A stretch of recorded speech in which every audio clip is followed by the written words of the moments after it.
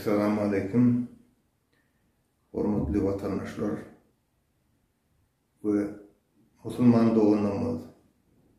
Sizin hemmeňizi Kurban bayramı bilen kutlaýaryn. Maşgalaňyza öňüňde awadançylyk we geljegiň gowy akwalmanyň bagtly bolmagyny arzu edýän. Türkmenistanyň şu wagt rençilşirmeli fursat halk aç, işsiz, ağır durmuşu baştan geçirýär. Imamın garamazdan intizam hal edýän. Ruhumuz belent bolsun.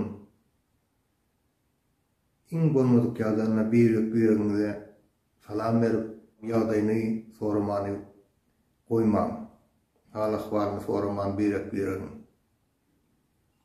Ruhtan kaçmayan adamlar nesip bolsa, şimdi öňünde Pagat bayramçylygy dolanar. Türkmenistanyň başyna oturan ogurlar, diktator rejimi basym Türkmenistandan ýok bolup gider. Biz bu uğruna görüşýäs, görüş dowam edýär. Ýene bir gezek bayramyň gutly bolsun. Men size şu münasebetli ýalyn şöýrümi okap berjek, gowy şaşap berjek. Şöýrüň ady Türkmenim. Näjütler ýykdy halkyň geljegin, görüş bilen dikeler ykwaly Türkmenim. Şermeneden hal bolmaz eşekde iman, agly birlik bilen geler bagty Türkmenim. Samsyklar han boldy, bihepler ket huda, häsiýetsiz hatynlar gölerzina döküldü köçe. Rızgal gitti yurtdan ogrular yığınadı para, akıl paygas bilen gelir iman Türkmenim. Mukaddestir tarihi, geçen ýoly halkymyň wagty geldi, haramlar gidin, yurdu terk edin. Hükümet adamlar bunu öz ilime südläyin. Hakikattir mirasy we geljegi Türkmenim. Men size bir saçak berjek, o saçyň ady Känully.